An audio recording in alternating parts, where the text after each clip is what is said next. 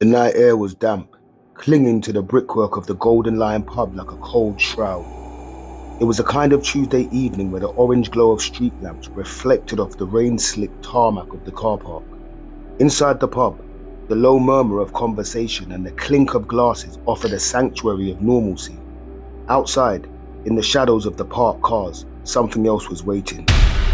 Daniel Morgan pulled into the lot, a private investigator by trade. Daniel was a man who lived in the grey spaces of London. He was sharp, persistent, and increasingly looking over his shoulder. In the weeks leading up to this night, the polish had rubbed off his usual confidence. He had become a man haunted by what he knew, whispering to friends that he was onto something massive, something dangerous. He was pulled into a web of police corruption, illicit firm dealings, and the jagged edges of the London underworld. He never made it to the pub doors. When the police arrived, the scene was a grotesque picture that defied the quiet of the neighborhood. Daniel Morgan lay beside his BMW, the life drained out of him into the dark asphalt. The brutality was singular. This wasn't a mugging gone wrong. His watch was still on his wrist, and his wallet remained in his pocket. This was a message. An axe was buried in the back of his head.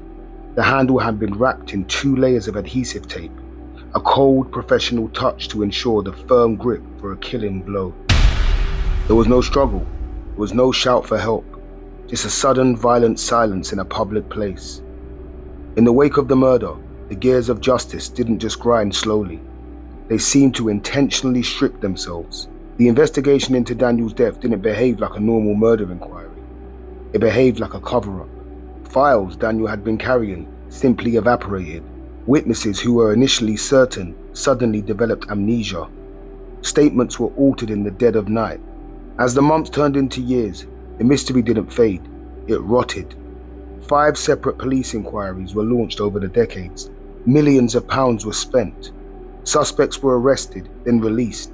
Trials collapsed under the weight of procedural errors. It became clear that the rot wasn't just in the underworld, it was inside the walls of the Metropolitan Police itself. Decades later, an independent panel would hand down a verdict as chilling as the murder itself. Morgan's death was institutionally corrupt. It was a staggering admission. It suggested that for 30 years, the system hadn't been trying to find the killer. It had been trying to protect the secret Daniel was about to expose. Today, the Golden Lion still stands. The car park has been repaved many times since the March night in 1987. But for those who know the story, the air there still feels heavy. Daniel Morgan was a man silenced by an axe, but his story remains the loudest indictment of corruption in British history. A man who walked into a pub car park to meet a contact, and instead walked into a trap set by the very people sworn to uphold the law.